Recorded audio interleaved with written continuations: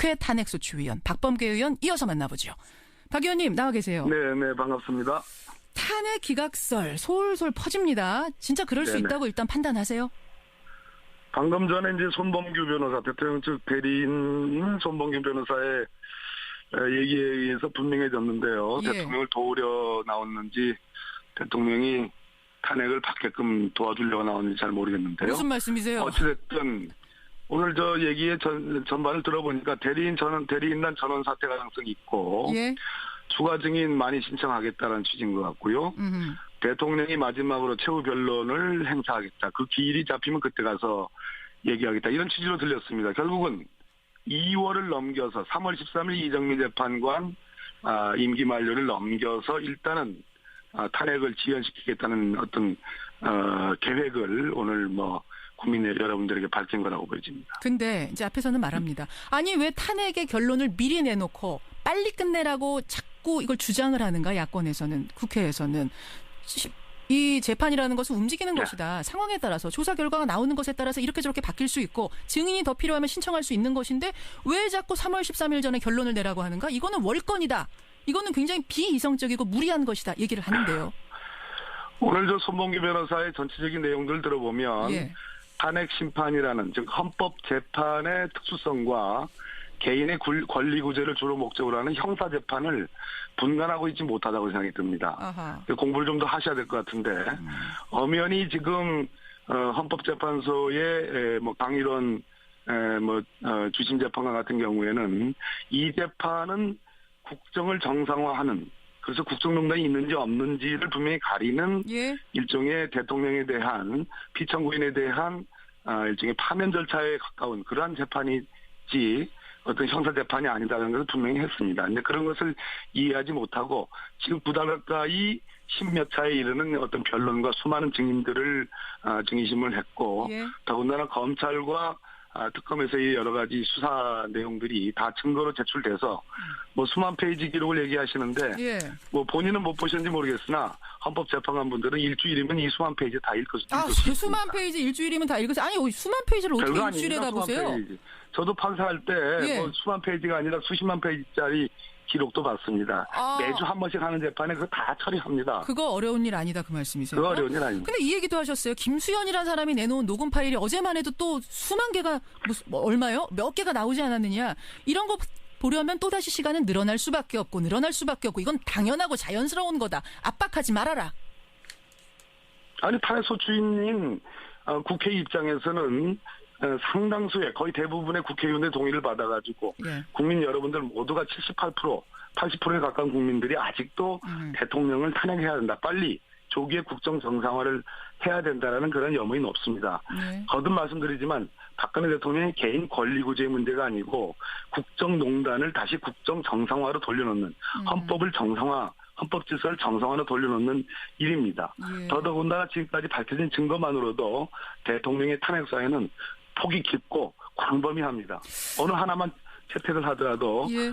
탄핵을 하기에는 충분하다고 저는 보여집니다. 하지만 손범규 변호사는 앞에서 이런 말씀했습니다. 지금 국정 마피 사태가 너무 길어지기 때문에 빨리 심판을 마무리해야 된다라는 주장은 말이 안 된다. 왜냐하면 그 국정 마비를 일으킨 사람들이 누구냐. 터무니없게 탄핵을 요구해서 그 탄핵을 가결시킨 국회 아니냐. 야당 아니냐. 그래놓고 이제 와가지고 국정 마비 운운하는 자격이 없다. 뭐라고 답하시겠습니까?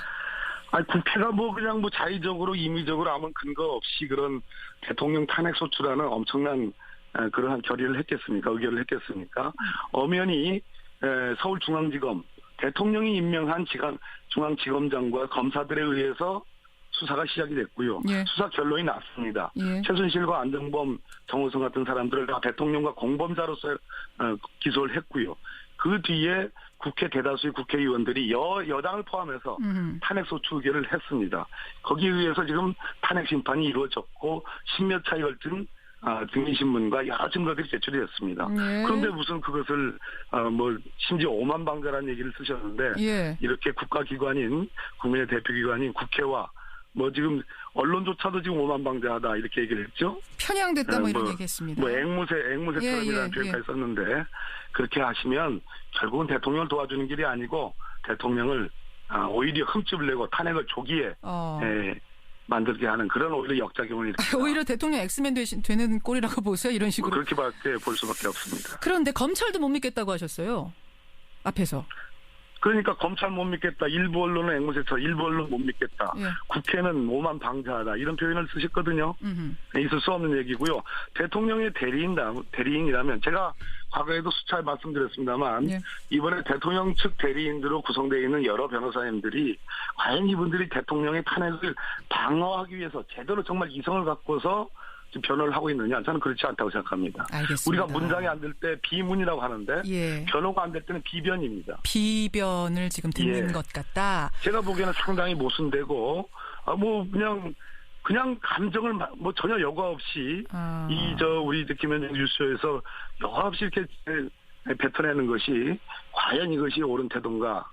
참 그렇습니다. 알겠습니다. 아무튼. 한 가지 더 여쭙죠.